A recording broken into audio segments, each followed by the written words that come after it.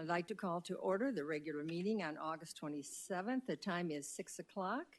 We are all together finally. Through the summer, we've been so separated. It's nice to see you. Would you please stand to join Councilmember Pizzillo in the Pledge of Allegiance and the invocation? And before we do that, we're going to have a moment of silence. As you all know, this is the time that we need to remain standing in moment of silence for Senator John McCain. So if you just bow your heads for that, please.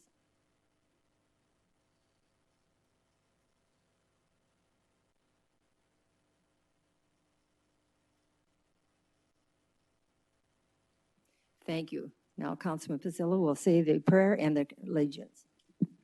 I pledge allegiance to the flag of the United States of America and to the republic for which it stands, one nation, under God, indivisible, with liberty and justice for all. Loving Heavenly Father, we come to you this hour asking for your blessing and help as we are gathered together. We pray for guidance in the matters at hand and ask that you would clearly show us how to conduct our work with a spirit of joy and enthusiasm. Give us the desire to find a way to excel in our work. Help us to work together and encourage each other to excellence. We ask that we would challenge each other to reach higher and farther to be the best we can. And I also we ask that you keep safe all serving in uniform here and abroad. We ask this in your name. Amen. Thank you, Councilman Pizzillo, for that inspiring prayer. We greatly appreciate it. All right, everyone is present, as I said before, so we're going to go to the communication items. We have two on this evening. So the first one, 4.1, is the Cleveland Indians and the Cincinnati Reds will present their charitable donations from the 2018 spring training season for their designated nonprofit organizations. Bruce Kessman, Ballpark General Manager, will present.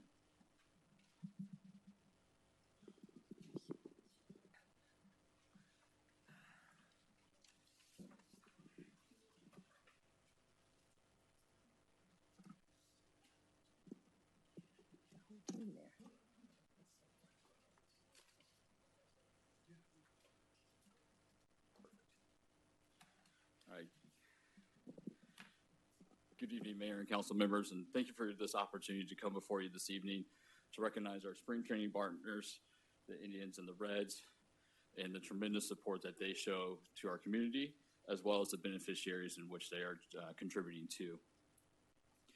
Each year, the teams select one game during spring training and designate that as the charity game. Since 2009, the charity game has generated nearly $400,000 that support local organizations within our community.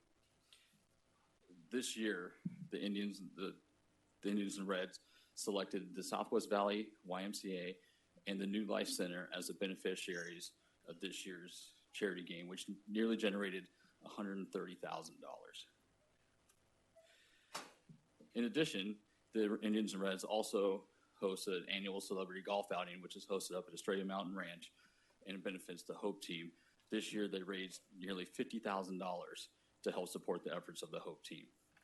And then through the efforts of the Indians and the team shop, the Roundup for Charity program, where fans can opt to round up to the nearest whole dollar, and that is donated this year to the Homeless Youth Connection, which has generated a little over $7,000. And at this time, I'd like to introduce Ryan Lance of the Cleveland Indians and Mike Savarino of the Cincinnati Reds.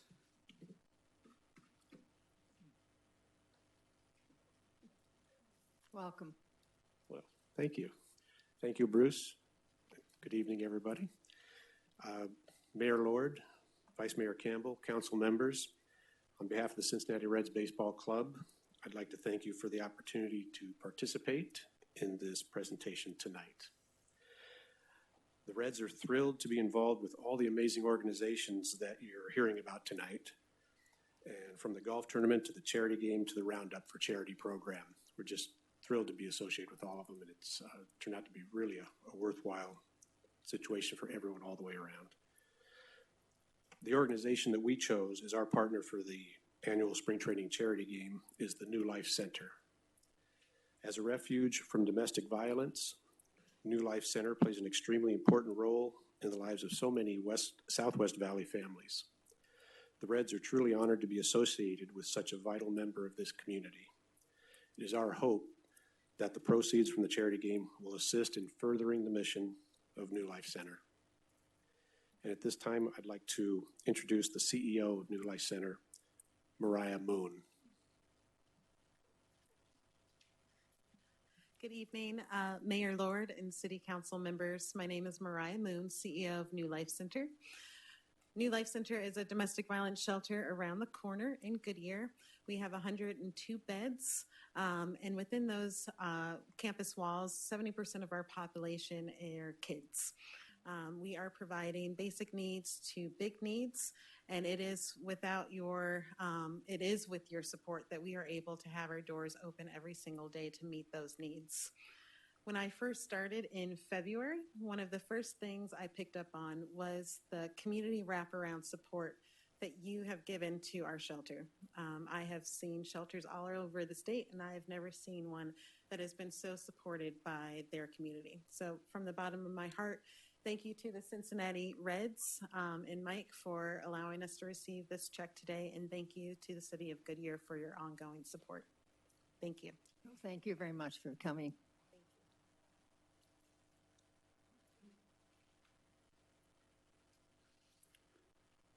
Thank you, Mayor Lord and Council, for allowing us a few minutes of your time this evening to once again spotlight our charities and present them with what we hope to be some impactful funding towards their causes. As you know by now, we're coming off another very successful spring training season that featured an increase not only in revenue per caps, but as well as season ticket holders. And one lucky fan even had a chance, walked away with a brand new car at the March 7th game, thanks to a Yan Gomes home run. So that was pretty exciting this year as well. But this past spring, we also celebrated the Indians' back-to-back American League Central Division championships and are hopefully on our way to a third division title, along with a long run in the 2018 postseason playoffs. And while all that is extremely gratifying, it's also rewarding us through some of these same resources. We were able to successfully contribute to several local charitable causes off the field too, many of those that you see here standing before you today. It's important to celebrate and recognize these significant team achievements that I just mentioned, but to be honest, I'm even more proud of the time our players and staff invest in the community year-round off the field here locally. Throughout our time here, both the Indians and Reds have stepped up to the plate in a variety of ways in giving back to the Goodyear community. Our goal has always been to partner with these locally based organizations that share our mission and core values of positively impacting the Goodyear community. And I'm happy to report that we've done that since 2009 to the tune of almost $840,000. Specifically worth noting is the record amount that you see before you on the board here this year of $187,000 that we've been able to donate so far in 2018. This eclipses last year's record donations by a total of over $63,000. Not only are both teams financially vested in the community, but our players have also shown a high level of commitment that is second to none through their numerous year-round outreach appearances at many of the local schools, hospitals, food banks, and the Tri-City Boys and Girls Club. Tonight, though, we wanted to recognize just a few of these charities that both the Indians and the Reds have partnered with this past spring. The money that has been raised will ultimately go to support their mission and the people they serve, not only in Goodyear, but in most cases throughout the West Valley and even out of state in some cases. At this time, I'd like to bring up Don Bogart, of course, Larry Atkinson and Paul McKim, and just to say a few words on behalf of the Homeless Youth Connection, the Hope Team, and of course, the Southwest Valley YMCA. Don, can you start? Welcome. Thank you. Thank you, Ryan. Thank you, Mayor Lord. Hello, council members. I appreciate this opportunity. Homeless Youth Connection was originally founded in Goodyear, as most of you know, and it was a little regret that we had to move down the street, but I am so excited to announce that officially, as of today, we are going to be opening our first emergency housing home in the city of Goodyear. We are thrilled to be able to partner with the Cleveland Indians and the Cincinnati Reds and the city of Goodyear. Because of your community partnership, HYC has grown over the years, and we are now in 80 high schools throughout Maricopa County. Your support allowed us to provide basic resources and services to 638 homeless youth last year in grades 9 through 12, ages 13 to 21. This year, we're on track already to serve more than 700 kids, and it's because of the community support that you serve. We're really looking forward to opening the emergency host home in October.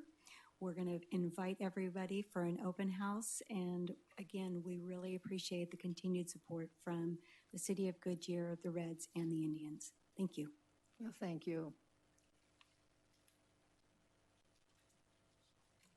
Hello, Honorable Mayor Lord and council members. I'm Larry Atkinson, president of the Hope Team Service Alliance. As you know, we're a 501c3 nonprofit, and our only mission is to take care of the cancer patients at Cancer Treatment Centers of America who come in from 15 different states. So by working with the great group of the Indians and the Reds, we're able to take that money and take the patients out to dinners, movie theaters, every sporting event you can think of, spring training, all for one goal, to take cancer off their mind just for a little while. So I can't tell you, it's probably 20 bucket lists that we make when we take a patient to their first pro football game or baseball game, you name it. So it's just so good to have Mike and Ryan to work with. They point us in the right direction when we're doing the golf event, what would go good, what we can do better. So that $49,000 that you see, my goal this year for next February would be $52,000. So I'm sure with their working with us, we'll be able to do that. So thank you. Thank you. Welcome. Mayor Lord, Council, nice to be here. I'm Paul McKim, the Executive Director at the Southwest Valley YMCA, and we're absolutely thrilled to be working with the Indians and the community of Goodyear to be able to do the good works. We're here to strengthen the foundations of the community. One of the great things that we were able to do this year is by the end of September, we'll have put over 150 kids through swim lessons for completely free. That's our Safety Around Water protocol. I happen to bring with me a really good swimmer. I don't know if anyone recognizes our Olympic gold medalist, Darian Townsend. He's our aquatic director and head swim coach at the YMCA and a big part of our programming here for the youth of the community. It's been an awesome year for the Y.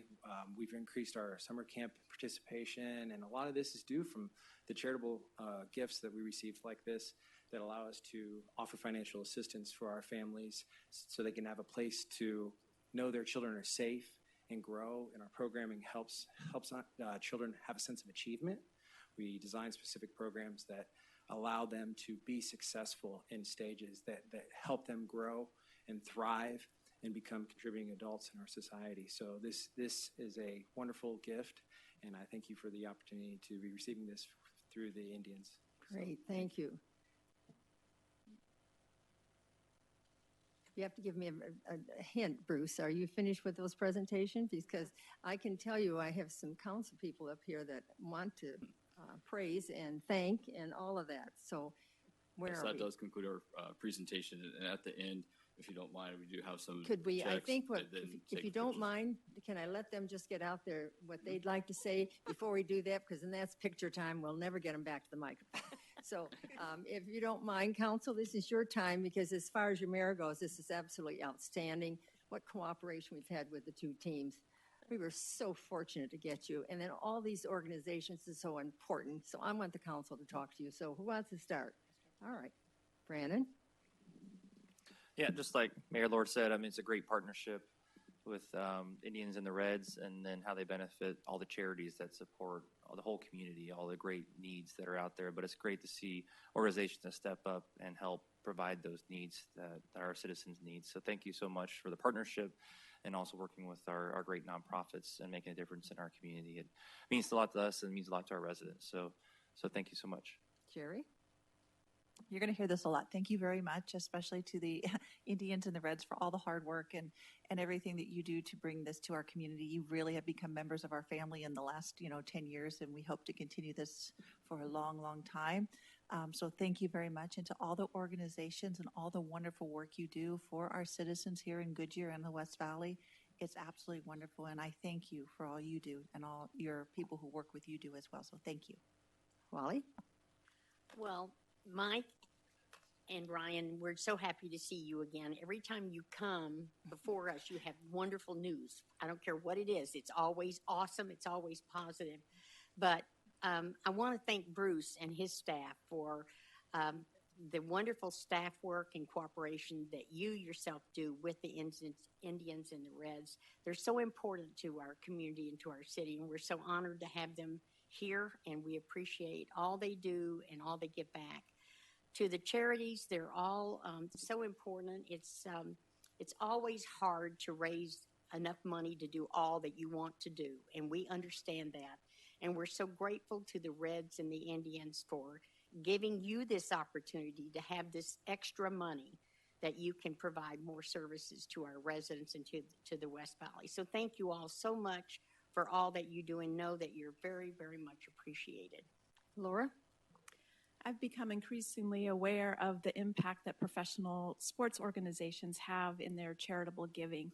And so I just wanted to thank the Reds and the Indians for what they are investing here in Goodyear.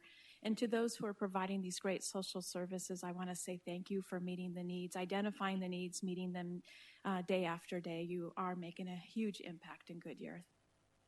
Bill? Not a lot left, however. We are really blessed with the great charitable organizations in the city, which continues to make us a great place to be.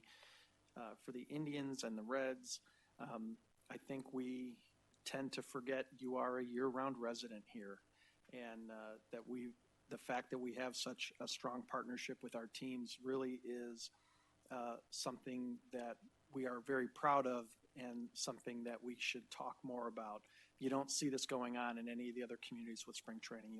We really only see it here. So thank you very much for being part of the city and for helping these organizations make this a great place to live. Joe? I know I'm going to sound like a broken record, but Ryan, Mike, I really appreciate you guys do a fantastic job. You're giving back to the community. Some great organizations. I remember when the homeless youth was a presentation at our White Tanks Rotary. And then Larry Savaric took and ran with it, and now it's just amazing. Don't you? I believe there's national recognition for what you do here in Goodyear. As far as the New Life Shelter, I don't know where we would be without you. You pick up, you take care of those who are having issues, trying to take care of themselves, and I appreciate all the work that you do. And the Hope Team, nothing to be said. I see all the joy that you bring out through Facebook when you take those patients out to the games. And you're right, I got a little experience in that. When you take a little bit of time off of that focus, it makes all the difference in the world. And the YMCA, not least or last. But you guys do a great work with the kids, building foundations. I know 2 of my grandkids went through swimming classes there at the YMCA. So you all do great. So again, the community as a whole, that's what I love about this community. Everybody steps up, does a good share of helping everyone out, especially those that need it most. So again, thank you, Indian Reds. Thank you, all the organizations who help this community. And again, without Nathan and your group out there, that's really appreciated. So thank you very much. Okay, I'm running this program again. So Bruce, before you give the certificates, we want to be sure we'd give a round of applause to all of you for this thing.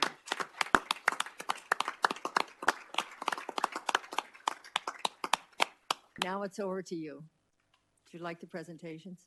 Yes, if you can just have. You want us to come down? All right, everybody. On that side, we'll just, one at a time, we'll have each of the Stand groups. come down up. there, is that what you're saying? Yes, please. Gotcha. All right, let's all get up, and they're going to make the presentation first.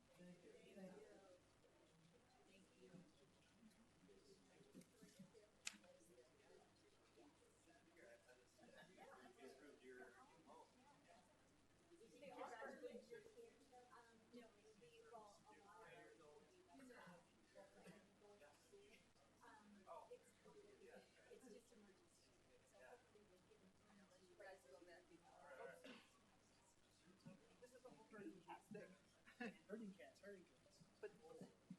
Oh, like that? Yeah. It's pretty neat, man.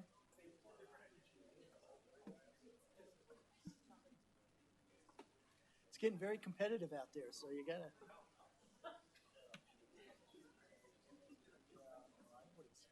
School, organizations, teaching college, online. How do you put those through a drive-through? I guess that'd be a little tough. You take a picture of them now and you send it. They have a big ATM. All right, we're going to go ahead and go to 4.2. The next item is Parks and Recreation Department. Staff will provide a review of the 2018 Summer Recreation and Aquatics Programs. Michael Beatle, Recreation Superintendent, Deanna Ortez, Recreation Coordinator, and Christina Ennis, Recreation Coordinator, will present. Hello. Hello. Good evening, Mayor and Council. Thank you for the opportunity to come before you tonight to give you an update and highlight some of the amazing programs we offer this summer. We came before you in the spring and gave you a little sneak peek of what we would be doing this summer, and I'm really happy to report back we had an outstanding summer this year. I have brought two staff with me tonight. Deanna Ortiz is our newly promoted recreation supervisor, and Kristen Figueroa is our recreation. Overall, we had an outstanding summer. Our numbers were up. We had record numbers in our programs. We had record numbers for satisfaction from our citizens in our programs. And bottom line, we just had a whole lot of fun. The community had a great time in our programs, and we had a great time offering those programs to the community. We brought lots of pictures tonight, of course, so you can see it, because a picture says 1,000 words of our impact on the community and how much people just love our programs. So with that, I'm going to pass it off to Kristen Figueroa to go through our aquatics and summer recreation programs.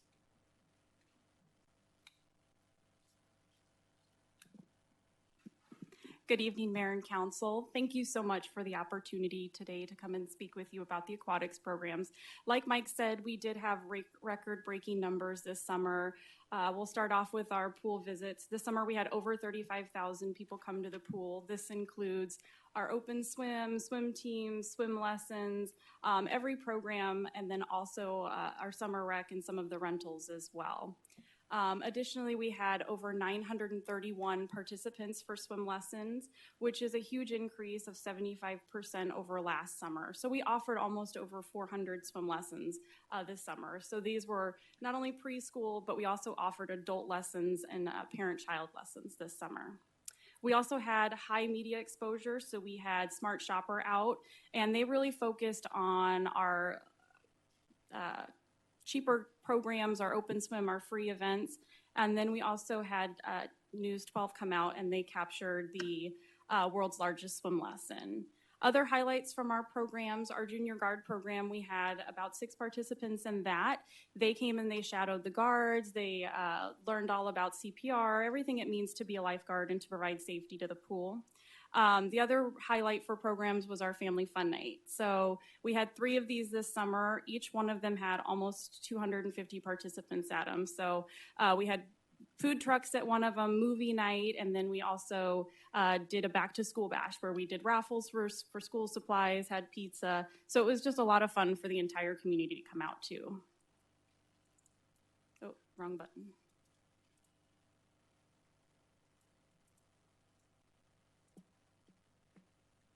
Okay, so survey participants, 96% of our survey swim lessons said the programs were average or above excellent. And here's some of the community feedback for that. So staff did amazing and very patient with my daughter, especially at the beginning of the season when she was nervous about going with strangers. The instructors always made sure I had all my questions answered. Thank you. And then the last one, the swim instructors made swimming fun. They took the time to engage each of the students. Overall great experience. So we had a great time with our swim lessons. We were so excited to be able to offer 400 more this coming summer.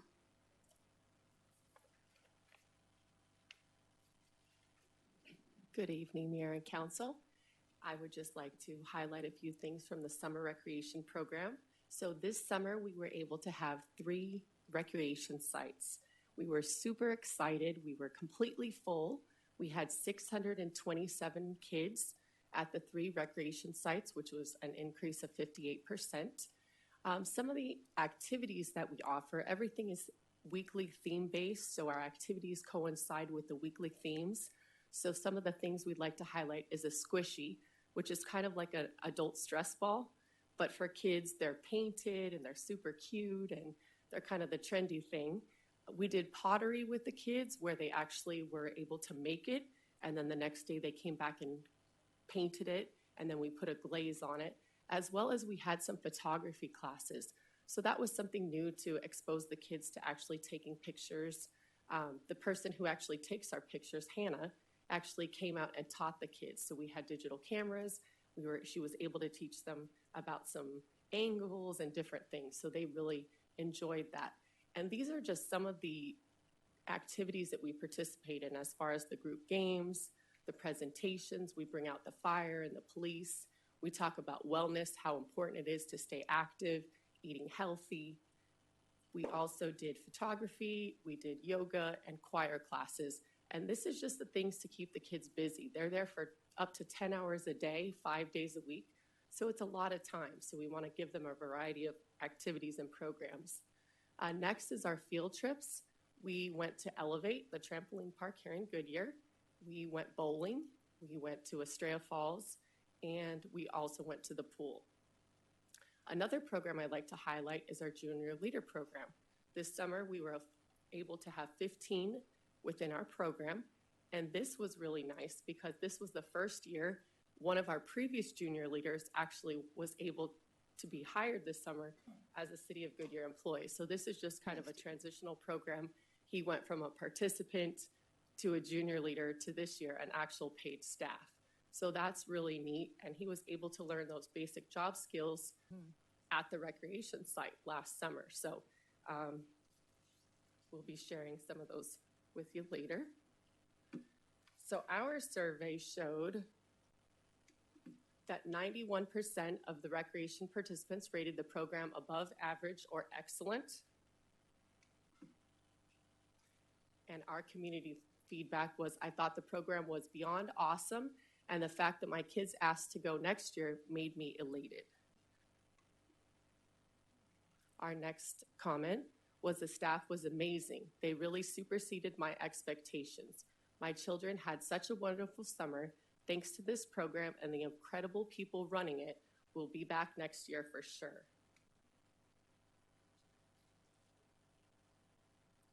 81% survey stated that participants had the opportunity to develop friendships that would last beyond the program. That's really important for us. It's not only just for them to go to the program and meet kids, but that they're able to establish friendships and continue that beyond our programs. And here's just some of the pictures of our staff. I would like to bring some of our junior leaders and staff forward to recognize them. Without the amazing staff and volunteers, we wouldn't be able to host these programs, and it's honestly would not be possible without them. It's a big group. So thank you for the time for us to share about our successes that we had this summer. Well, I have to say that we have to thank you. I know each of us, as we look at this today, we think about when we raised our children and what we didn't have from the cities, and now we see what our city is doing. So we're going to give a round of applause, and then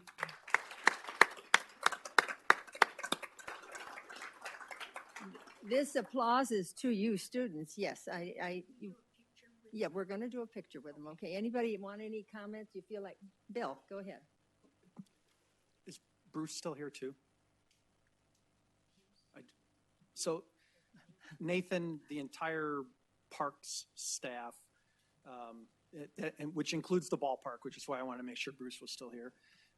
You guys have grown in such an amazing way over the last 5 or 6 years, and we have such a great Parks and Rec program, the swim classes, the activities that we just talked about, and the activities at the ballpark, which I know is one gigantic team effort. And it is really a great opportunity for us as a city to shine. We could not do it without the young men and women that are standing here. Volunteered, paid, doesn't matter. You are making a huge difference in our community, and the efforts of the Parks and Rec staff and Nathan and the whole gang, it's just astonishing how much that changes the face of our community. So from the bottom of my heart, thank you very much, and keep up the good work. Yes, Sherry? I want to thank all the young people for volunteering and helping, because I think that's just such a great program, and it's going to help you in your futures too. And I think it was probably you were great role models for all the younger kids in these events. I want to thank the Parks and Rec department, David, Bruce, Nathan, everybody that's here, and what great work you do for these programs, from the swimming to the the summer programs that we didn't have. My kids are in high school now. We didn't have those like this here, and it's very hard to find a good, fun program that the kids don't come home and say, "I'm bored." I had some friends that had some younger kids that were in this program, and the reviews were outstanding. So the kids had a great time. So we look forward to growing it, because apparently there's a need for it. So thank you very much. Brandon? Yeah, I reiterate some of the same things. So thank you to the volunteers, and thank you for being a part and helping make the summer a success for all the kids and all the children, just being out there this summer, even learning how to swim, or being part of a rec program that they could learn and develop new skills and learn to be part of the community, and just have something to do over the summer. So I know a lot of my friends, they were very excited to get their kids into the rec programs, things like that. I know very fast to get into it. There was a lot of excitement to get into it. So, and then also my kids were actually in the swim lessons this year too, so they had a great time, and we'll definitely be doing it again, because to keep getting better and better and better. So definitely a life skill, something that we need to be teaching our kids. So thank you so much for putting it on, and all the volunteers and the rec program. So thank you. Laura? I also want to thank staff and the volunteers for the services you provide. They're very essential to our community and to our youth. I mean, looking at the percentage of increase of utilization is just tremendous. So there's a high demand and a high need. I can fully appreciate what it takes to program a 10-hour day on 3 sites. And so I really, you have so much educational and artistic and physical. The emphasis is diverse and so important. And I say to the junior leaders, thank you so much. You are definitely in the leadership pipeline now, and we hope to see you back for other things and continuing to serve. Joe? There's not a whole lot more to add except to say I'm really appreciative of all the things that the park administration does, and for the young people stepping up. That's why we're the community that everybody wants to come to is Goodyear, is because you step up, participate, and give of your time for this. And again, I want to thank you all from the bottom of my heart. You all help grow our city, because this is what young families are. Our age is 36. These are families with children, and they're concerned about what their children do in the summertime, and how once they're out of school, how can they learn and enjoy, and you make this possible. And so that's why we like to be sure that we praise you and we tell you thank you for all you do. So I'm going to let you take your pictures now after this round of applause.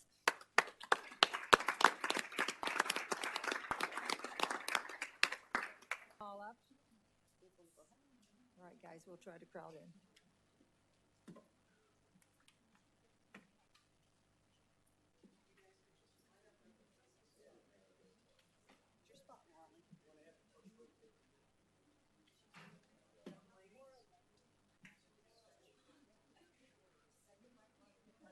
Here we go. Come on.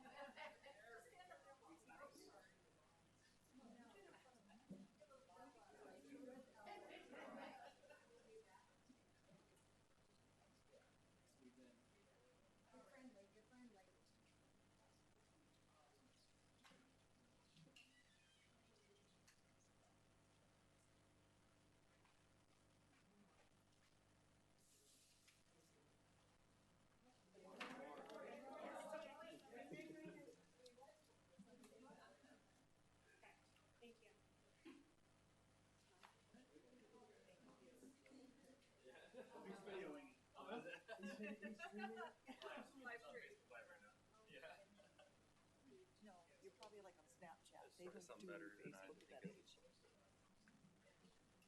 Instagram. On the gram. Get it on the gram.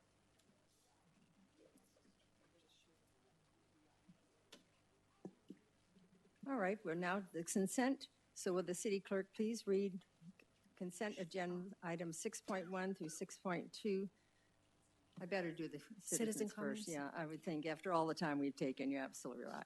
Now is the time for citizens who would like to address the city council on a non-agenda item within the jurisdiction of the Goodyear City Council. Do we have any speaker cards? No, Mayor. All right. Does anybody in the audience want to speak? Then now we will go. Will the city clerk please read consent agenda items 6.1 through 6.7 by title only, please? 6.1, approve the budget transfers for fiscal year 2019. 6.2, adopt ordinance number 2018-1401, amending various sections of Chapter 10, Health and Sanitation of the Goodyear City Code, and providing for penalties, repeal of conflicting ordinances and codes, corrections, severability, and an effective date. 6.3, appoint alternate Jennifer Barnes as a voting member of the Arts and Culture Commission. 6.4, approve a person transfer of a Series 6 liquor license for Clubhouse Grill, Arizona.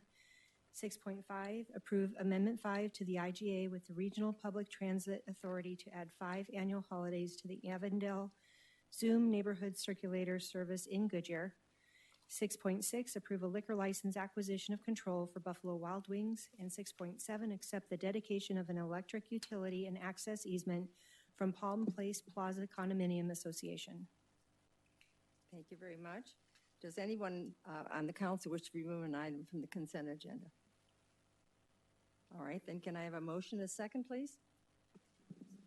Second.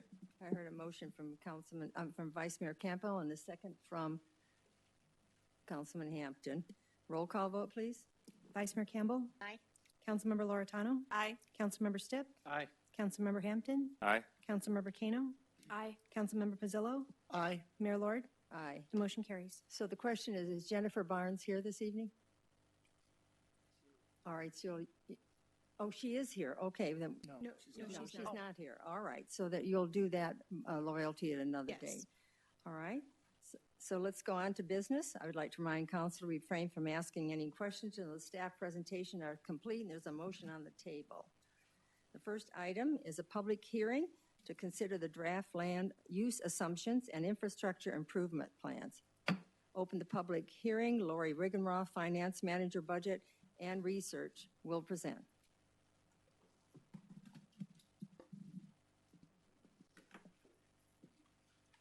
Hello, everybody. We'll get going. We're going to go through, there we go. Just kind of walk through some information on this before you take your public comment. Again, here to remind you that this is a public hearing that's required by state statute with regard to our process for adapting changes to impact fees. If we want to have impact fees, we have to do this every 5 years at a minimum. And after today, we'll have 60 days in which you will have in order to adopt the land use assumptions and the infrastructure improvement plan.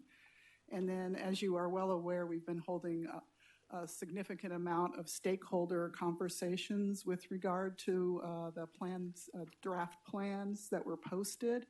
And part of what I'm going to be presenting to you, or most of what I'm going to be presenting to you, is the information that has come through that stakeholder process as a way to provide that information into the public environment as well. Just a reminder that the current areas that are covered by impact fees do not cover the entire city. The kind of the blue and the pink is what are the north and the central areas. These recommendations in the draft plan, as well as moving forward, are that we combine the north and central into one area.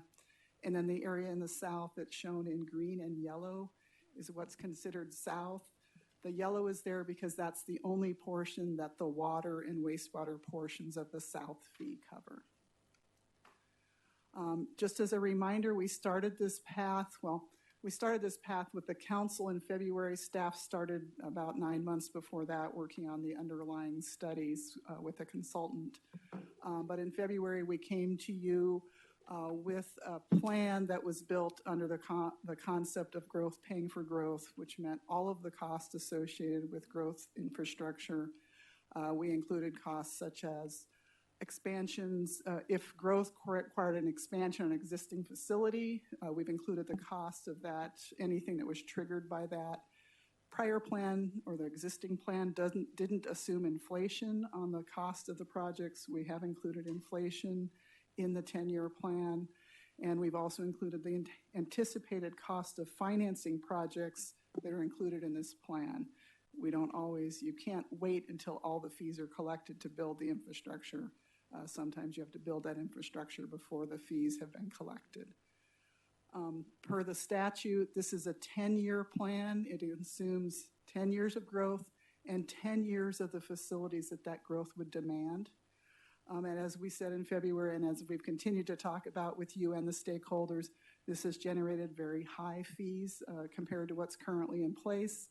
And that's why we're continuing this process of discussion. Just again to kind of go through the stakeholder process, when we laid out the initial calendar for the impact fee process, we had anticipated holding 2 stakeholder meetings. That was prior to understanding what the fees would look like. As soon as we began the process, it was pretty clear we were going to need more feedback, both from the initial information that you received, as well as our first stakeholder meeting. So that first stakeholder meeting, we reviewed the plan as we had reviewed with you in February. And then we went through a process of scheduling additional stakeholder meetings with the concurrence of the team. So this is the timeline that we've gone through. Our most recent meeting was on August 13th, where we reviewed a draft of the presentation you're seeing now.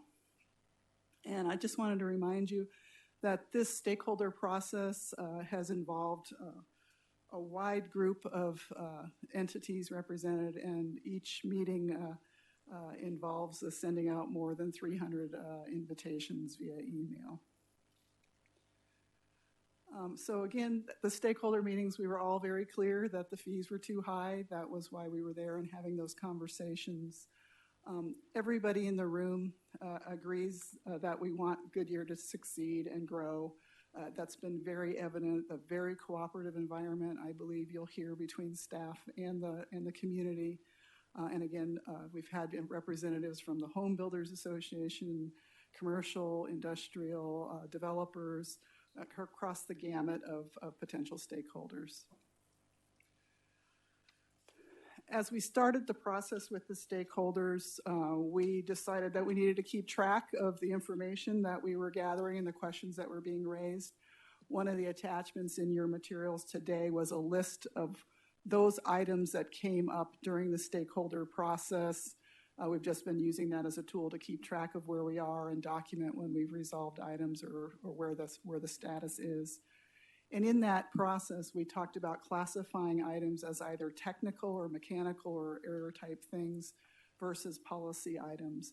The technical items, many of which will be addressed in the materials we're talking about today, are items that we will come to council with recommendations for. Policy items are area where we're going to be looking for the council to provide your direction and feedback in terms of how we'd like to proceed. And we do have 2 work sessions scheduled, one in September and one in October, to have those policy conversations with you. So in essence, what we've done is we've gone through this stakeholder process, and I do want to point out that there are more stakeholder meetings planned. There's a meeting that's going to happen on this Friday to talk about this, whatever feedback is received from the public today. And we will continue to hold stakeholder meetings throughout this process. So what I'm going to walk through now is, as a result of the stakeholder conversations, as well as staff and the consultant review of the draft plan, we have a number of items that we've already are proposing be changed in the plan as we move forward. So I'm going to walk through those first, and when we get to the end, there'll be new fees. Again, they're currently calculated fees. They're not the final fees, but these are the items that are included in coming up with those new fees.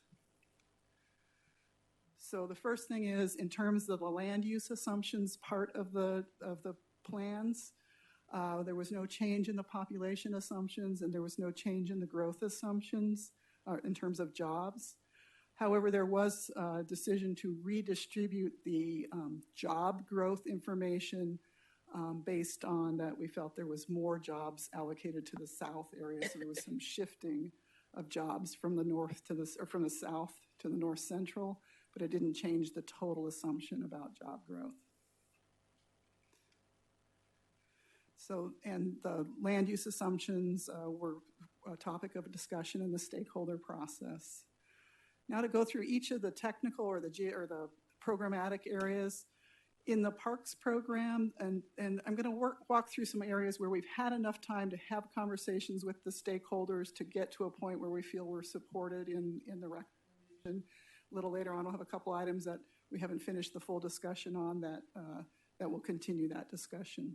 So in the area of parks, we've heard this before, we'd initially included the Goodyear Ballpark in determining the current level of service.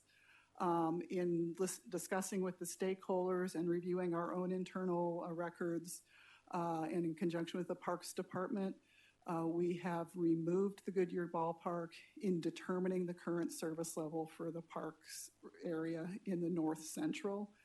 And that has the effect of reducing the North Central fee by about $750. And again, these dollar amounts are for a single family property. There was also a stakeholder discussion with regard to the reimbursements for Newland from prior contributions or existing development agreements. One of those reimbursements is related to the land for the park project, for the park in the south area. We had recorded that as a developer reimbursement. However, the remaining reimbursement really is to pay them for the land that will be used to complete the next phase of the park. So we've just reclassified that from being a developer reimbursement to the cost of the land. So it doesn't have a change in the fee. It's just better reflecting what we're paying for in that reimbursement. In the area of police, the stakeholders raised a question in the initial plan. We assumed that the cost of expanding the next expansion to the police operations facility was reflective of what it would cost to do any work associated with police facilities. The stakeholders raised whether there was the cost to expand our telecommunications capacity would be the same as expanding the police facility. And as a result of that observation on their part, we did evaluate and determine that there is excess capacity in the existing telecommunication facility. And so there's about 3,250 square feet of the future growth that's required. We've reduced the cost of that to be what our historical cost was of building the telecommunication facility. So in other words, a portion of the cost have been reduced because we will have the ability to expand within our existing facility. In the area of streets, there was a couple items that there were just a lot of questions surrounding, and it was a very technical area and lots of moving parts. And so, and some of these really apply to all the areas, but the original intent has always been, and we just reconfirmed that if there were any for example, if we were building if there's an intersection in the plan, that if there is a corner of that intersection that a developer was required to pay for the traffic signal, and we've already got an in lieu payment or we anticipate one, we've made sure that we've recognized that part of that signal is being paid for by another source, or if there are other required payments related to any of the infrastructure. And then we're ensuring that in cases where an existing road needs to be expanded, that we did not include the cost of replacing the existing road. So if we have a 2-lane road today and we want to make it a 4-lane arterial, the impact fees can't pay to redo those 2 lanes that already exist. We can only pay for the 2 new lanes, and we've assured that those costs to replace the existing lanes have been excluded. In the area of utilities, there was a discussion about the EDU factor is how you get from, in my simple understanding, is how you get from, we call a house a single family residence, an equivalent dwelling unit, or so for industrial, commercial, those types of things, you have to kind of convert that with some factor. And so for multifamily, we were using the same EDU factor for single family and multifamily. So there was a recommendation by the stakeholder group that it would be appropriate to reduce the EDUs for the multifamily. And so that was done, and that has been reflected in the numbers you'll see today. There was also just questions to make sure we were aligned with what the IWMP says in terms of service level and those types of things, and that has been addressed, and there's a minor impact from that. And in the first plan, there was assumptions about financing the surface water plant and how those costs would be borne. There was an oversight that though in the south there is a developer making an upfront contribution, there is still an additional part of the financing that still needs to be done that should be allocated to the south. So there's been a shifting from some of the costs from the north to the south for financing. However, the developer, there is not a financing assumption associated with the $32 million that's being contributed up front. On a program-wide basis, again, this was a big undertaking, and there were cases where one number didn't get transferred appropriately from one table to the next. So we're continually looking for and checking those calculations of transitioning data from one place to another. And then there is something called the ITE, which is a tool that we use to do things like determine how you distribute streets cost or how you measure the use of streets by growth. And the original draft was done based on the 9th edition, and the 10th edition became available subsequent to that. So the stakeholders encouraged us to update to the 10th edition of the ITE. So that has been done. And I hope you don't want to ask me questions about the ITE. No. I'm now going to go through some other technical changes. This particular one is a change that we have included but the stakeholders first learned of this at our meeting on August 13th. So they have not had adequate time to really respond to this and fully provide their either support or their specific comments with regard to it. But if you'll recall, when we made the original plan prepared in February and posted in March, assumed that any 10-year any arterial street that was expected to be built in the next 10 years, where we did not think the developer would be doing that, would be developing in that 10 years, we went ahead and included that street, even though in some subsequent or later date, maybe 15 years from now or 20 years from now, a developer might come along and would have otherwise built that. So what we've done is we've gone through and we have updated the streets to include arterials needed in the next 10 years that will not be a development obligation.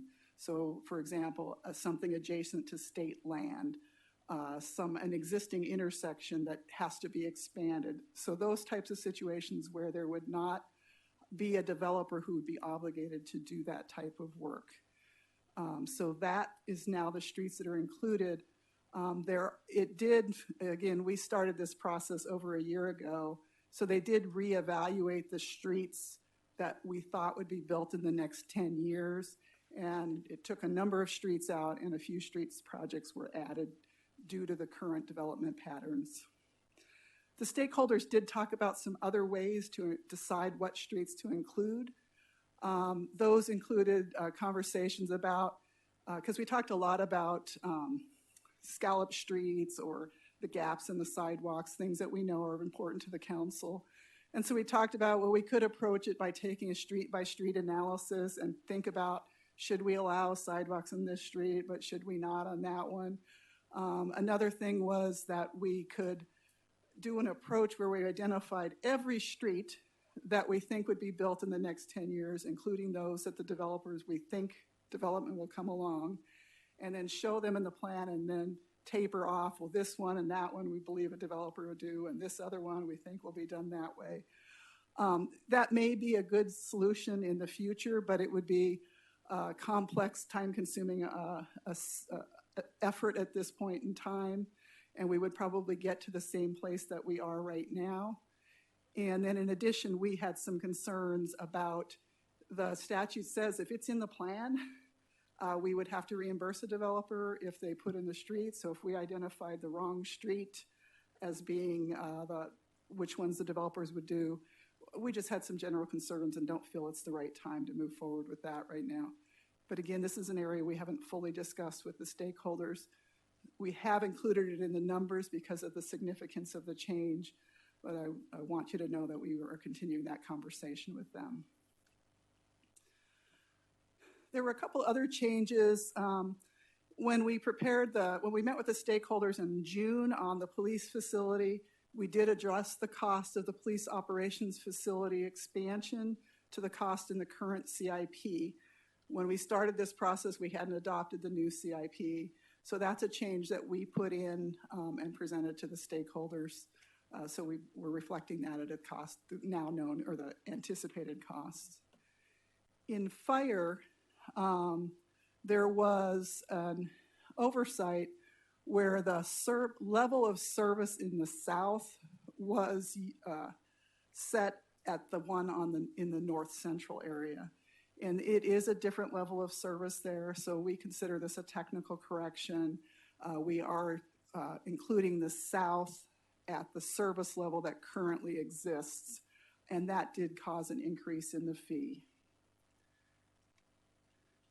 So those are the items that, as you look at the numbers we present later on, will be included. So what I want to do now is go through some items that we're still exploring and that's still considering that are not in the numbers we're looking at. So the first is another one of the it's a high cost item that's in the plan, and that is the bridge on Estrella. That the plan includes widening that bridge. Newland is in the process of doing a study of that particular project to determine how long growth would consume that bridge. The current study assumes 10 years based on the information the consultant had. We expect Newland's study next week, so we'll be coming forward in the September work session with the findings of that study, and we would recommend whatever that study says is the expected life over which that bridge would be consumed by growth. And to give you an idea of the magnitude of that particular project and how it could change, we're assuming a 10-year item now. If that changed to 15 years, it would reduce the fee by $1,700 in the South. In the area of police and fire, the stakeholders asked us if there were other ways to distribute the cost of police and fire to land uses. So how much should go to residential, how much should go to industrial, how much should go to commercial. And so we have been working with police and fire to gather information on calls for service by type of land use. We have shared that information with the consultant just yesterday, so they will be looking at that, and we hope to have something at the September 17th session on that item. One of the things raised by the stakeholders was that we consider charging the fee for single-family residences at the 3/4 meter rate, whether the home was going to have a 3/4 meter or a 1-inch meter. That, just some homes, depending on the number of fixtures you have to have a 1-inch meter. We haven't fully discussed this with the stakeholders again, but we did look at our rate plan and how it was built, and we looked at data of residential use where there's 1-inch meters and 3/4 inch meters. And we do believe we have data that supports that it is appropriate to have a different fee for the 1-inch meter versus the 3/4 inch meter. And again, we'll have that information available at the September meeting. On a program-wide basis, one of the aspects of calculating the fee is that any fund balances we have in our current fee accounts would be applied to the cost and would reduce the amount that we need to collect from the new fee. And we have just recently closed the 12th month of FY18, so we will be updating those fund balances and adjusting the fees based on what our current fund balances are. And then with that information, we'll then take another look at financing costs for the projects based on when they're scheduled and what kind of fund balance and then revenues we'll think when we get to each of those projects. There's also a couple other items that are program-wide.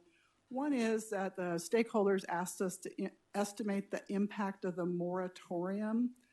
And what the moratorium is that once you adopt these fees and they become effective, the state law identifies that certain property or certain developers or certain property owners would not be subject to the fee increases immediately, depending on when they got platted and when they pulled permits. So it's up to 2 years that those fees would be collected at the lower rate. If the fee is reduced, they would immediately reduce. From our perspective, that it would just be a shot in the dark to try to make those estimates, and there was no impact to the fees that we would be collecting. There'd be no impact to the calculation of the fees. It's not as though we can recover those fees that we won't collect by raising these fees. That's not part of the exercise. So it will just be, it's lost revenue that we will determine once the plan is adopted and we know the timeline and permits are actually pulled. There are also credits or reimbursements, such as the Newland one I mentioned earlier, where somebody has provided infrastructure in the past. And we were asked to look at each of those to determine if they really should be considered excess capacity that hasn't been consumed yet, and therefore the lower costs associated with those items should be included as the first cost paid in this plan. And so we have gone through and done that on a case-by-case basis, such as the Newland reimbursement. The statute also requires that we have a differential construction sales tax. Our construction sales tax is 3.5%. Our normal sales tax is 2.5%. That 1% increment is to be dedicated to the impact fee program in some way. We use that to pay for the difference in older development agreements that were developed before these statutes were in place, where the developer contributed infrastructure, and then we said, because you provided that infrastructure, we're going to cap your fee at a certain dollar amount, and that difference will pay for that infrastructure. So we use the construction sales tax to make up that difference. So if the fee's $1,000, but their fee is capped at $500 comes from the construction sales tax to basically recognize that we're paying for that infrastructure. There was some discussion with the group that they'd like to see us program that in a different way. And at this point, we're recommending we continue to go as we are, in that we would simply add a whole bunch of infrastructure to the plan and then subtract out the sales tax and have no real net change. In the long run, we do protect these funds. They can't be used for any other purpose. If the fund balance were to grow significantly, or those development agreements were resolved or over, then we would allocate the construction sales tax to another purpose in the program. And that would certainly be something that would be looked at more closely in the next 5-year update. Another way to deal with that particular situation was a suggestion that we carve out these non-fee areas and come up with an alternative area that was just those. Again, that would require a whole new LUA, our land use assumptions, and IIP for that smaller area, so it did not seem a practical solution. Through the process, then, we also have identified, I mentioned we were going to identify policy issues as well. So we've gone through what we consider to be technical issues that the facts will kind of help make those decisions where we're not quite finished. There are issues in streets about what types of costs to include in the impact fee. And again, it's kind of like those examples. Do we include street lighting? Do we include sidewalks? Do we include the pavement? Do we include the medians? So that's a topic that we will have a planned discussion with you at the September 17th work session, and we'll bring those to you with kind of the fee impact associated with each of those.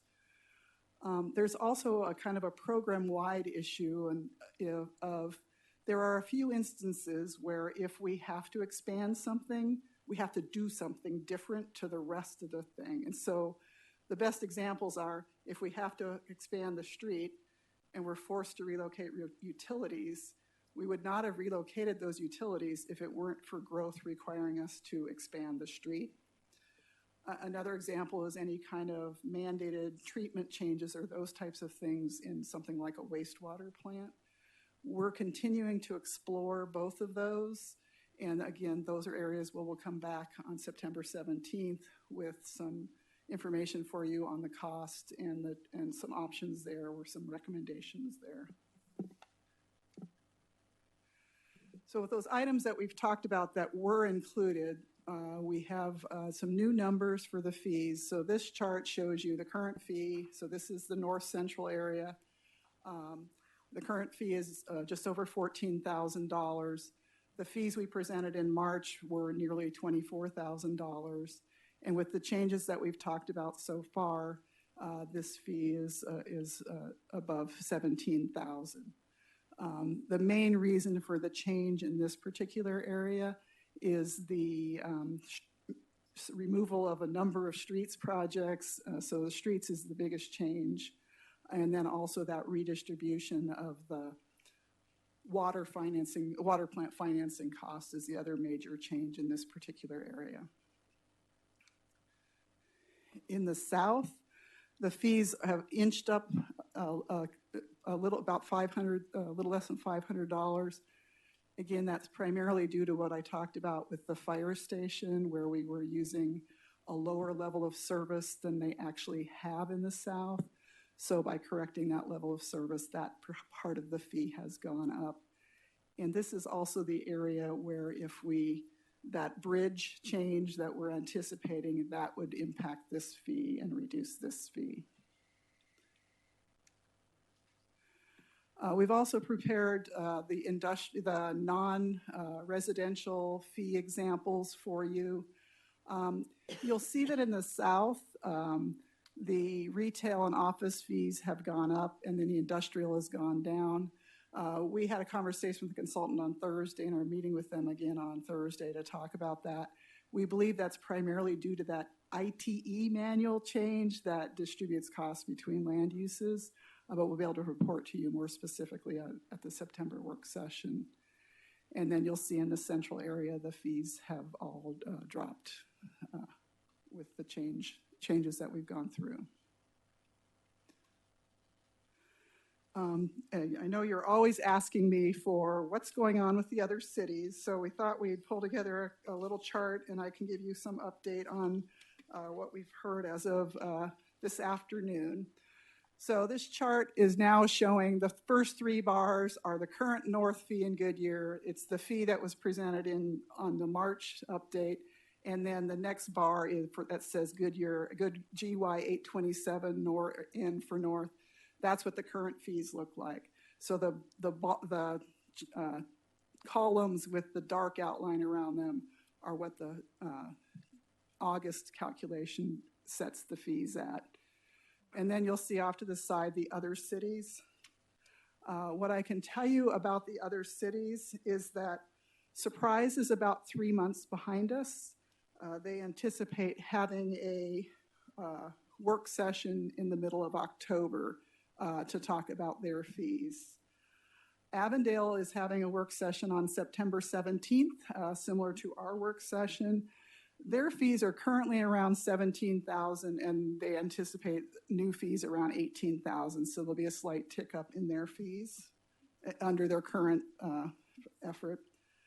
Buckeye is not, they are having some challenges with the water portion of their fee, so we don't have any information other than they're still in the consultant process.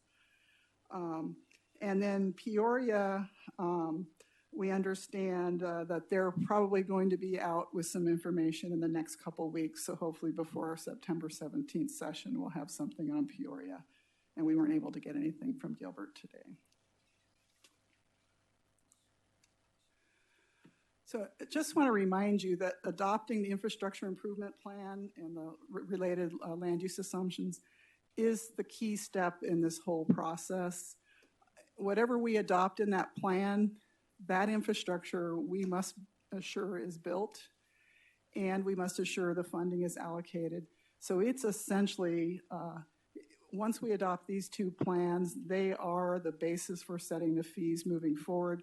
There's a separate required process for adopting those fees, but if you don't adopt the fees that support the plan, the city would be responsible for making up the difference. So I just want to emphasize how important this particular step is. And as I've mentioned a couple times, we have 2 work sessions planned to have engage in a conversation with you about your questions, your direction on September 17th, and then if we need another one on October 1st. Just to remind you of the timeline and this 2-step process, we are in this phase now where the little kind of greenish circle is showing the public hearing. Holding this public hearing today starts the 30 to 60 day clock that we have to adopt these plans. So we're currently scheduled that October 22nd is the last council meeting in which these plans can be adopted. And then right after that, we'd go through the formal process of adopting the related fees. And with this timeline, the fees would be effective on or about April 1st. And with that, be happy to Thank you. Hold your public hearing. Thank you very much. Are there any speaker cards? Yes, Mayor. All right, so we can take the names slowly for us. Jackson Mole. In fact, if you could can you hand me that speaker card or not? Do you want them all, or do you want me to do them? All right, never mind, I'll just call you. Hello, how are you? Very good, Mayor. Good evening, Mayor, members of council. My name is Jackson Mall. I'm the Vice President of Municipal Affairs for the Home Builders Association of Central Arizona. Thank you very much for the opportunity to be here tonight to comment on the proposed impact fee update. As you can imagine, when these fees were first proposed, we were extremely concerned. the feedback I got from builders was that this increase would essentially shut down new investment in Goodyear. This would be a very unfortunate outcome given the progress the city has made in the past several years to make itself attractive to growth, both residential and commercial.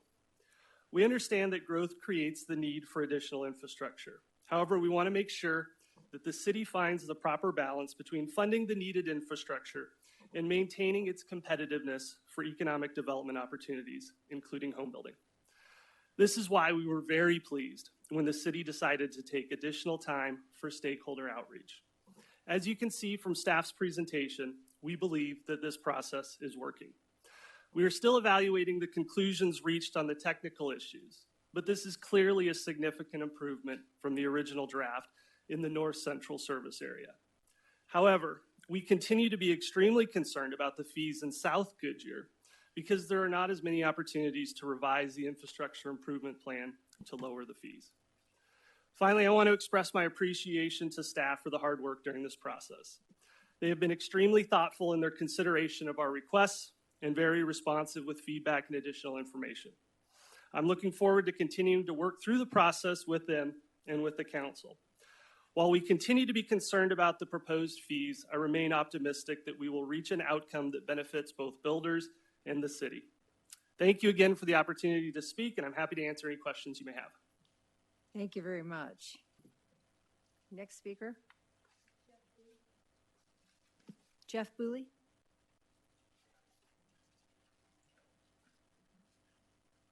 Good evening. Jeff Bliley, thank you, Mayor and members of the council. 701 North 44th Street. Yes, I represent a number of home builders as well as industrial developers and commercial developers. And as Jackson pointed out, when we first saw the fees, there was a number of concerns, specifically with the streets and parks fee. Those were the two that stood out the most. And over the course of the last couple months, I think with the stakeholder meeting, we've had some very good interaction with staff, and I think we made a lot of progress. In fact, I think the parks fee is exactly where everybody was. We're good with the parks fee. I think they've done everything we've requested. At the last stakeholder meeting, we got the revised street list, and again, through interaction with staff, most of the comments that we made were taken, and that list was modified.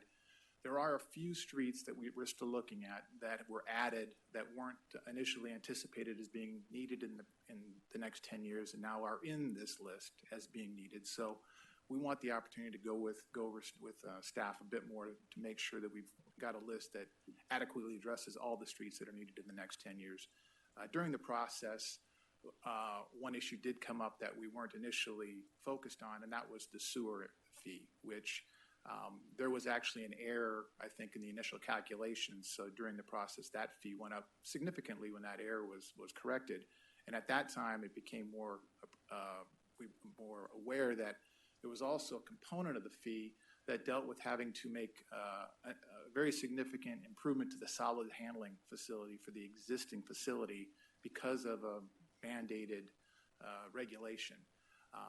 I'm trying to, again, we're working with staff on that issue. I'm trying to get a little more information on what this regulation entails, and but we see that as potentially, maybe not legally, something that the new development should be paying for all of improvements to the existing facility that's being sized to accommodate all of the current growth. So whether or not that's legally appropriate, we still have concerns, and whether it's, if that's really fair and equitable is another concern. So those are the last two issues that we're still hoping to address with staff on the upcoming stakeholder meeting. So by the time of our first public hearing, we should have hopefully a better position on where we are. But we've made a lot of good progress, and staff's been very good to work with. Thanks. Great. Thank you very much for your presentation. Next. Stephen Earle.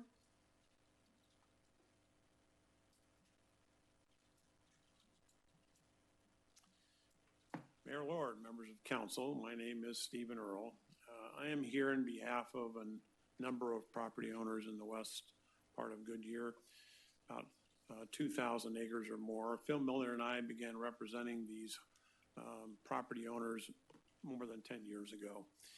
The big problem in West Goodyear was that no one could step up and build the infrastructure that was needed. We were fortunate enough to gather together 5 of those developers and put together the funding mechanism you've been traveling in West Goodyear, you've seen all the dirt flying with these new infrastructure lines. So we're maybe 85% of our way. So when this first announcement came out in March, it was quite a stunning blow because we had kind of home builders in the wings ready to sign contracts, and they all stepped back, waiting for this process to occur. And we came and had visits with some of you about some of our concerns. I'm here to give you a positive report. We're pleased that the staff scheduled a number of workshops. We attended them all. There were updates at each one. They have obviously significantly reduced the fee. It was almost 10,000. Now it's just a little over 3. That's a major reduction in the increase in fee. So we appreciate all that work. They were transparent. They were, very industrious and going back and doing a lot of number crunching and surveying. So we just want to thank staff for all their work. As I think other speakers have mentioned, we have a couple of issues that we hope to solve in the coming few weeks, the next stakeholder meetings. But all in all, thank you very much. We appreciate all the work that's been done by staff. Thank you. Another speaker card? Yes, Cheryl Lombard.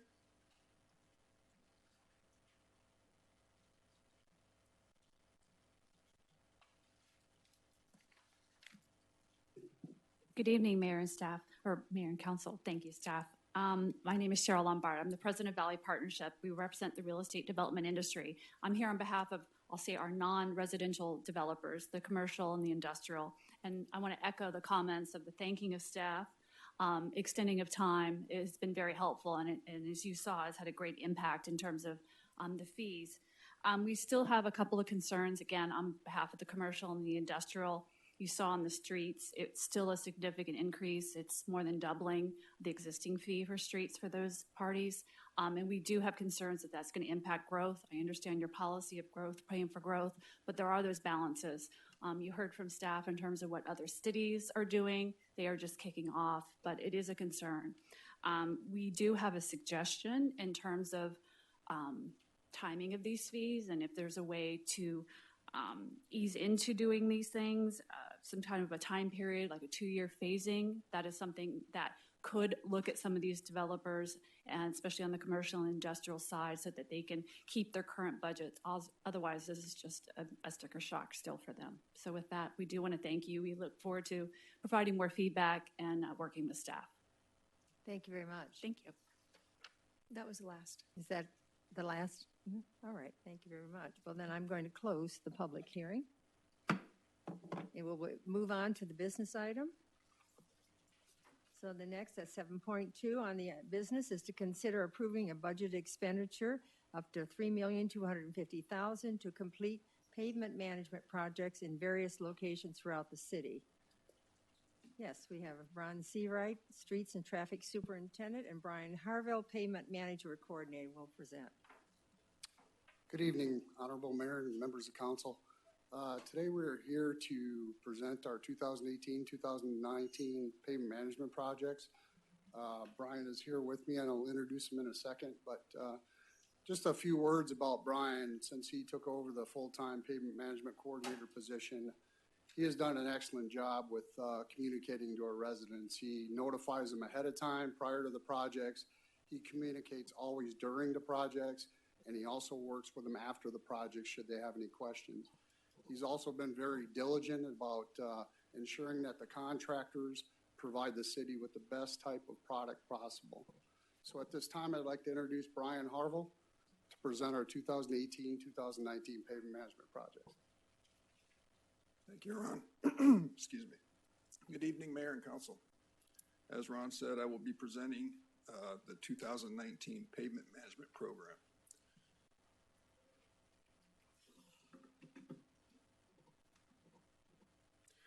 Tonight we'll be discussing the recommendation, our pavement management background, photographs of the projects, and maps of upcoming work.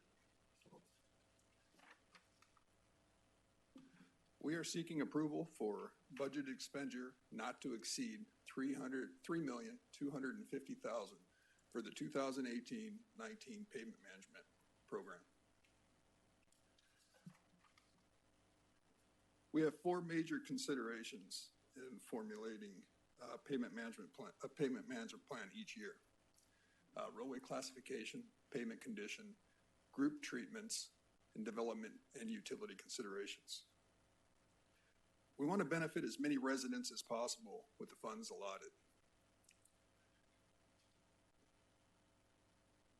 Over the last several years, we have concentrated heavily on arterial, collectors, and residential areas,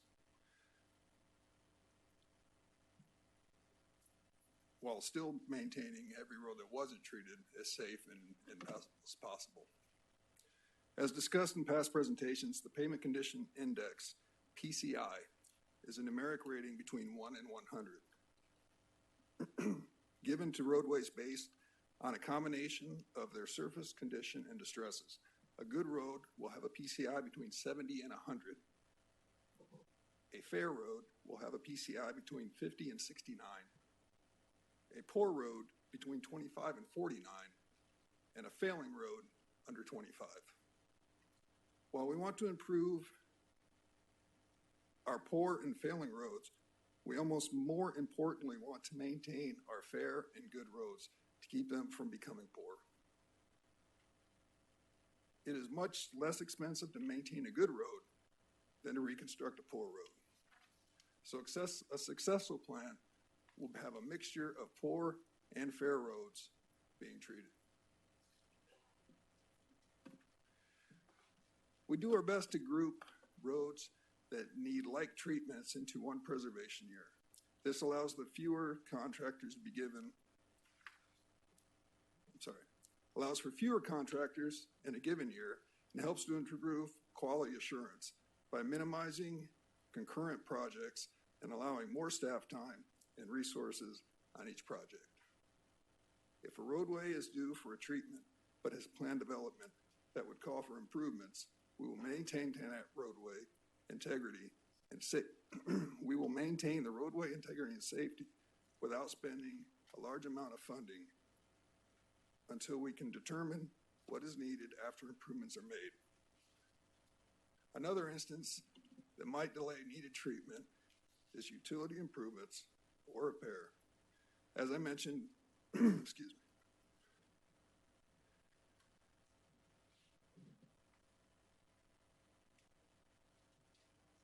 We carried $250,000 of this year's budget over from last year. This money was for planned treatment on a road that was later determined Southwest Gas will be trenching for line maintenance later in FY19. We have rescheduled that road for 2020 to avoid damaging a new product.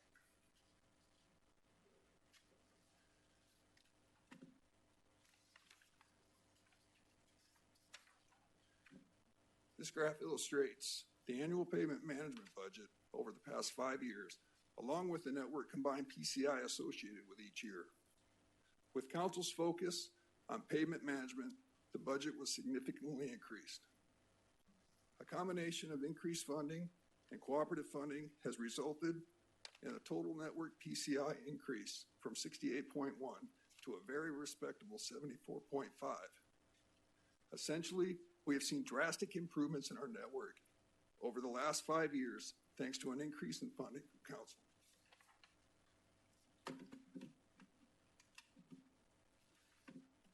Now let's look at what we have done with the funding you have provided over the last 5 years. This slide shows the increase in PCI from 2014 to 2018. The table shows each functional class with the PCI targets that were determined in the pavement management review completed in 2014. The yellow shaded areas show where we are getting close to our target, and the green area shows where we have either met our target or exceeded our target. As shown in the average column, we have seen significant increases almost across the board. The percentage column shows the percentage of roads that have been brought into the target range. This is where we see the success in our program, as it shows that the majority of the key roads are where we want them to be. There have been increases across most classifications, with some being quite dramatic. For instance, arterial roadways, we had a target of 80 with 90% being above 70. In 2014, we had 57.8. In 2018, that's increased to 74.4. 74.4% of our arterial roadways are in the good section.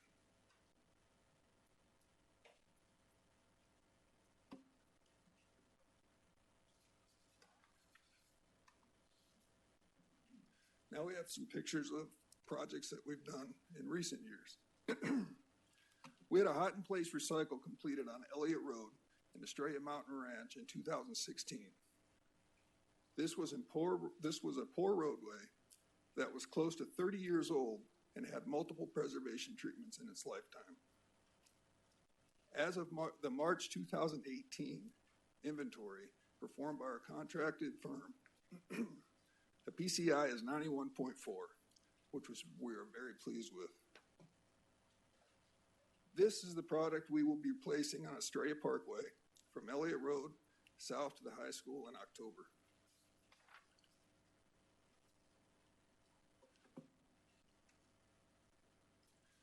This section of Litchfield Road is another road that is over 30 years old. Being in a lesser traveled industrial area, it was on the lower end of the priority list. This section of roadway was failed. A double layer of fractured aggregate surface treatment, FAST, was applied this past June, resetting the PCI to 90. Excuse me. A full reconstruction would normally be considered on a road of this condition, which could cost upwards of $35 per square yard. This product was just $4.06 per square yard and has added strength and longevity to a lower use industrial road, allowing more funding to be directed to residential neighborhoods and higher use arterials, impacting more of our residents. This is the product that will be placed on Saraville Road, to be followed by a micro seal after a proper cure time, and to the Manzanita and Via Via roads in October.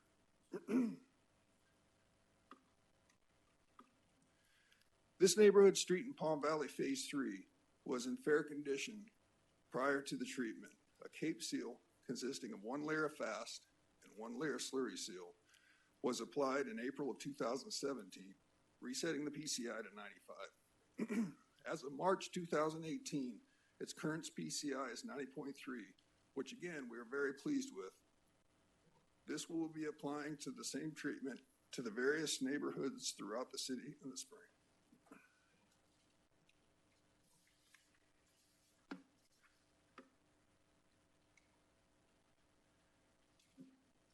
This first map shows the schedule. The area is scheduled to be treated in the north section of the city. A low volume Cape seal will be applied to all the city maintained neighborhoods of Palm Valley 1 in the spring of 2019. These streets fall on the low end of the fair condition. A scrub seal and a double layer of high volume FAST will also be applied to the Manzanita Heights Road and Via Via Street, both of which are failing, and that will be done in October. Thank you.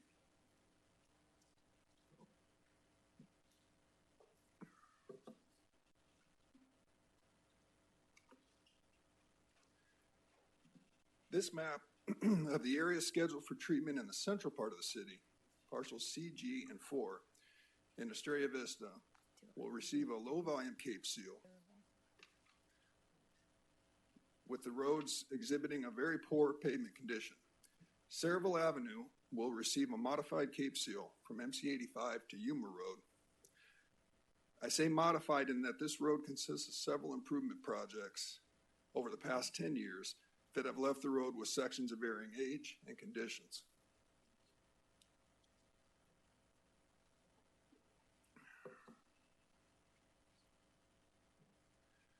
While several sections are in fair condition, there are also very poor sections. These poor sections will receive a FAST in October, and then the entire roadway will receive a micro seal once a proper cure time has been met in March. This will also include the intersection of Saraville and Yuma.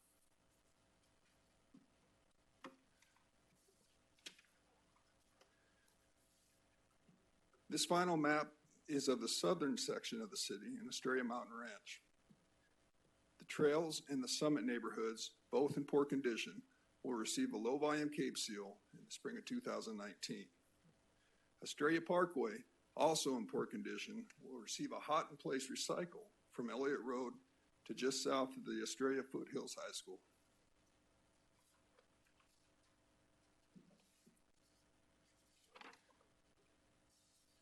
Again, we are seeking approval for a budget expenditure not to exceed $3,250,000 for this year's projects.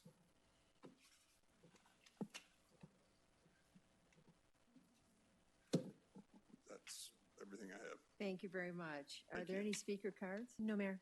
Would anybody in the audience like to speak?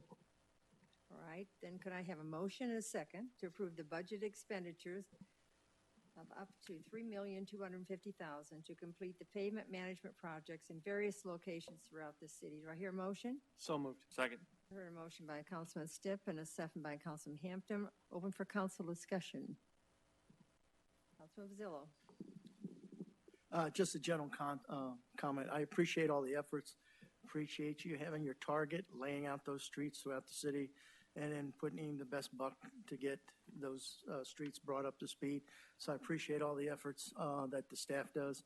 I know over the last probably several years with squeezing on the ability to hire staff and whatever, it's been very trying. So I know you've had to step up to meet some of those things, and I appreciate those efforts. I truly do. So thank you. Thank you. Councilman Hampton. I say thank you as well. I think it's, I mean, the streets are really important. I mean, it sets the tone for our residents, and people like to have good roads, and commerce needs to have good roads as well. So it definitely helps. And I think getting on top of it ahead of time, like you're doing as well, is important. So I think it's, like you said, it's cheaper to maintain them earlier than later. And I just think it's a good thing that we're getting them back up to keeping them, maintain them at a higher level, so we can move people and commerce through our city. So that sets a good tone for it. And then I had a random question. A question too. So how do we separate between like Avondale and us? Is there certain streets that we choose border streets, or they don't get half a street? We don't get half a street. We have a border, Dysart. Yeah. We maintain behind the curb. They actually maintain the road for some of that. Now that does change from point to point. Okay, I thought it changed. I just wasn't. I saw the one in the South Litchfield there. I know one half was Avondale, half was us. So I was just curious. But I'm sure you have it all figured out. So. Councilmember Thank Stipp. you. Thank you. You know, the roadway conditions in 2011, when I first got on council, was a subject that was really strangled by the recession and the budget. And I know over time it's been a long, and I struggled to find a better way to say this, but it's been a long road for you guys. But the condition of the streets is as Councilmember Hampton pointed out, it's critical to the quality of our community, and the patience and the perseverance and the different methods that you guys have been employing to improve these streets is felt by just everybody, and it is very much appreciated. I think we always, no matter what you give this presentation tonight, in January, we're going to go, hey, what streets are being done? So just remind us again of what those streets are, because those will be when the phone calls will start coming in. But just I appreciate greatly, Ron, you and Brian and the entire staff at Streets. You're doing a great job, and keep it up. Thank you. Anybody else? Laura? Well, I'm learning about streets at truly street level, but as a citizen who's been driving around, I mean, I do appreciate the quality of our roads. And I know some are aging significantly.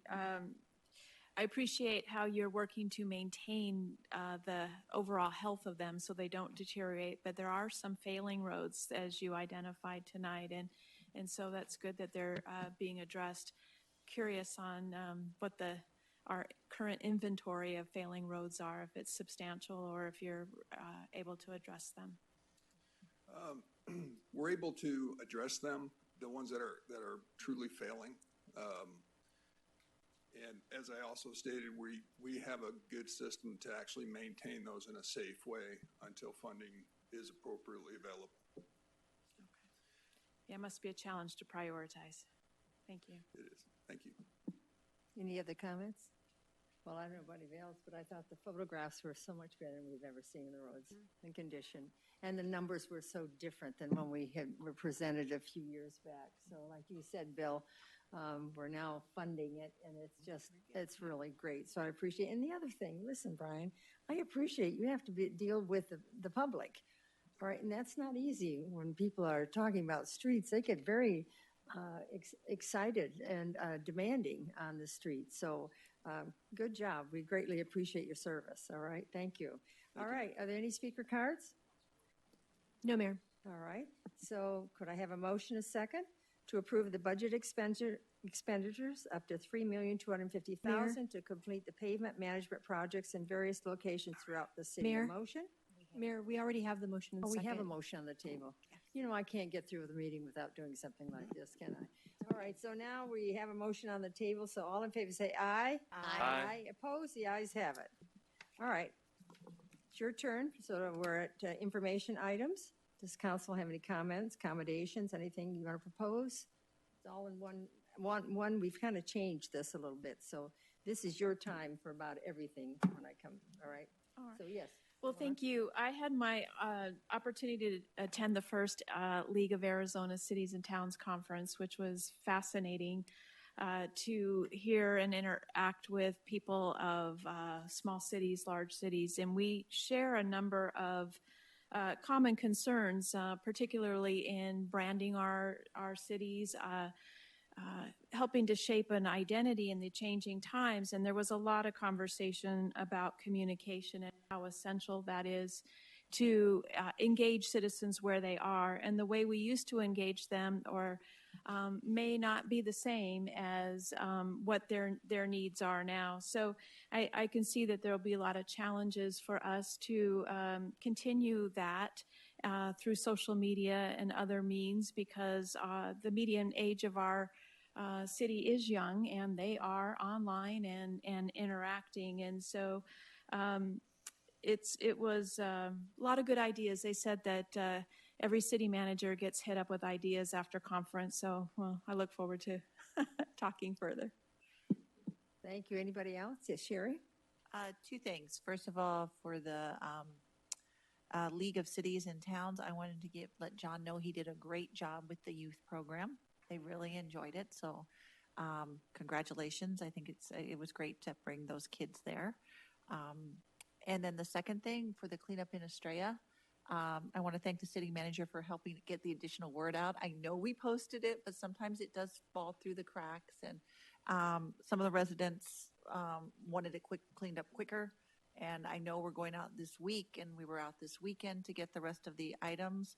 And I talked to Javier earlier. Some people didn't realize that additional bulk pickup, I mean, people are now using it as a full bulk pickup. So I think we need to kind of, after this is over, maybe have a debriefing on the best way to get the word out, the best way to let people know this is for your storm damage. And we had apparently some park cleanup people were actually cleaning up the parks and then dumping it on the street for us to take, some landscapers. So that's kind of what I heard. And then there's some people up there that haven't even had the chance to cut up their trees yet because they're still waiting for their insurance adjuster. So it kind of runs the gamut. So I think this is the first time we've done a special storm cleanup ever, and we're kind of the test case. So I would ask everyone to be patient. This is a test case. We've never done it for another community like this. So, and we got a double wallop up there. So just be patient. Streets is coming. Well, I still think a plan, and we talked about probably putting it together, of expectations. So the citizen knows before the storm comes, they'll know what their responsibility is and how the city will react and what steps we'll take. So I think that would probably eliminate. There's a lot of people that have moved here that really don't know what to do. Yeah, All right, they don't understand even much of what the government and what they need to do. So, any other comments? It was a great league. Every breakout was something valuable, something we could actually use. And so I think that you'll be hearing throughout the year some suggestions from the council on certain projects and certain things that we could be doing. So that was real good. All right, City Manager, it's over to you. Thank you. I have a few items. And just to follow up on the council members' comments, crews will be returning to Estrella this Wednesday to complete the storm impacted areas, and then normal scheduled collections will resume on September 4th in Estrella. We received a very nice note in appreciation from the Treasures for Teachers event, and if you'll indulge me, I'd like to just read a little bit of this letter. It says, "The pop-up shop was a great success. Because of your generosity, we were able to serve over 611 educators from school districts and homes in Goodyear and all across the West Valley. This had a positive impact on over 15,000 students. I cannot begin to express how grateful teachers were when they heard that Treasures for Teachers was coming to Goodyear this summer. There were many comments even before we opened about what a great place Goodyear is to work, live, and play. And I can say that I saw this firsthand in the communications and interactions I had with the recreation department staff, the ballpark staff, even the police and fire department. Everyone was not just genuinely friendly, but also incredibly supportive and helpful. So I would say this was a wonderful first-year successful program with the Treasures for Teachers. Just a few additional items. City offices will be closed in observance of Labor Day on Monday, September 3rd. Of course, emergency and fire police services will operate as normal, and city offices will reopen at 8 a.m. on Tuesday, September 4th. There will be no trash recycling or bulk refuse service on the holiday, and sanitation services will resume the day after the holiday on a modified schedule. One last item is we have an upcoming 9/11 memorial and pancake breakfast. The Goodyear Fire and Police Departments, in conjunction with the United Goodyear Firefighters Charities, annual memorial service event will be held on Sunday, September 9th, to honor the fallen and encourage remembrance of the September 11th terrorist attacks. The morning will begin with a flag-raising ceremony at 7:30 at Fire Station 183, followed by a short memorial service and free pancake breakfast. The event will also include fire and police apparatus displays and demonstrations, T-shirt sales, and kids area, and I hope everyone is able to join us. Thank you. Good, thank you. Any other comments before I close the meeting? The next meeting will be on September 10th, a work session at 5 p.m. and a regular meeting at 6, and a special meeting immediately following the regular meeting. The work session on the 17th will be at 5 o'clock. This meeting is adjourned.